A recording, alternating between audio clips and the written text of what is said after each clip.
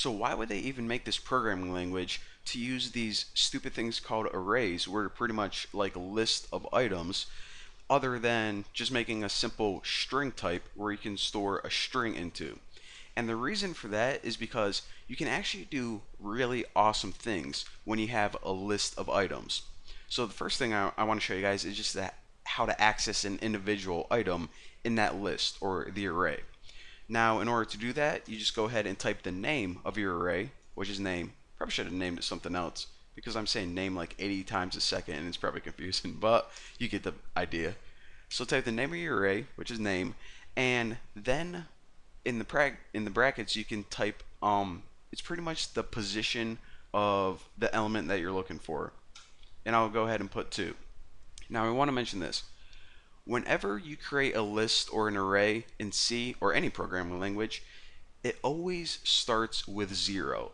So you would think that, okay, B is 1, U is 2, so this is would print out U. Well, actually, it goes B is 0, U is 1, C is 2. So this little piece of code right here is actually equal to C. So then we can do something stupid like set it equal to Z. And of course, whenever you're using characters, put them in between single quotes. And what this is going to do now is say, okay, get the character that's at 2 position, which is 0, 1, 2, which is C, and set it equal to Z. So now my name is going to be B-U-Z-K-Y, so Buzzkey, which is actually a pretty cool name if you think about it. Alright, so let's just go ahead and print this out now and see if it worked.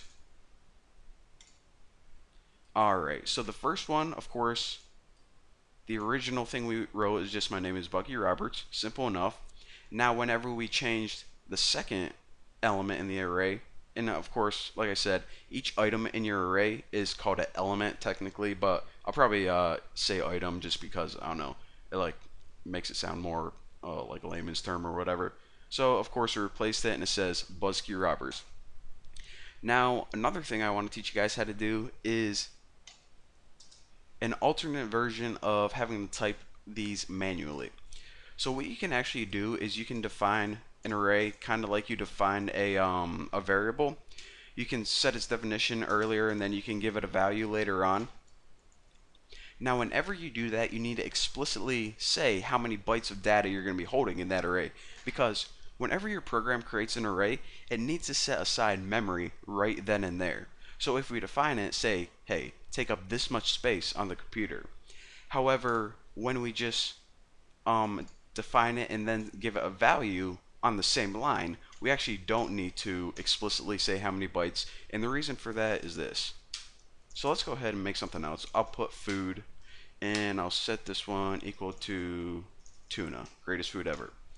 Now, like I said, the reason that you don't need to explicitly put 5 right here is because whenever it runs this line, it can just go ahead and count the characters for you. So it counts them, says, okay, store 5 bytes, bytes of tuna. Anyways, and it's going to store tuna in food.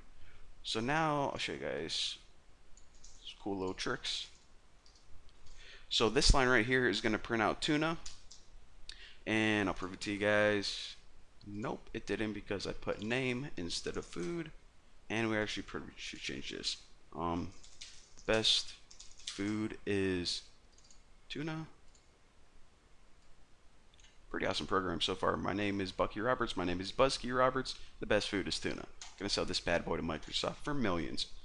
Now, the last thing I actually want to mention that I wanted to show you guys is whenever you want to assign a new string to this array, then what you do is a little bit different than a variable. If it was just a variable, you put the variable name and set it equal to a new value or whatever. However, when you do it with an array, what you have to do is you need to use a function called strcpy. Now, this is going to take 2 pieces of information. The first one is it's pretty much you have to tell it what array do you want to change. Well, let's just go ahead and change the food array. Now put a comma, and the next piece of information is what string do you want to store in this array now. Well, let's just go ahead and change it from tuna to bacon. So now the food array equals bacon instead of tuna. So if we print out this line, print that bad boy. Of course, you can see the original one, the best food is tuna, and it changed, the best food is bacon, because we switched, or pretty much we gave the array of food a new value. So hopefully you guys understand about string terminators and how your computer actually needs to set aside memory, and how we can take advantage of those by creating arrays and doing some cool things with arrays. So again, I know it was kind of confusing, and if you have any questions, ask me on the forum. I can answer you, or a bunch of people are also willing to help you. So for now, thank you guys for watching, and well, see you later.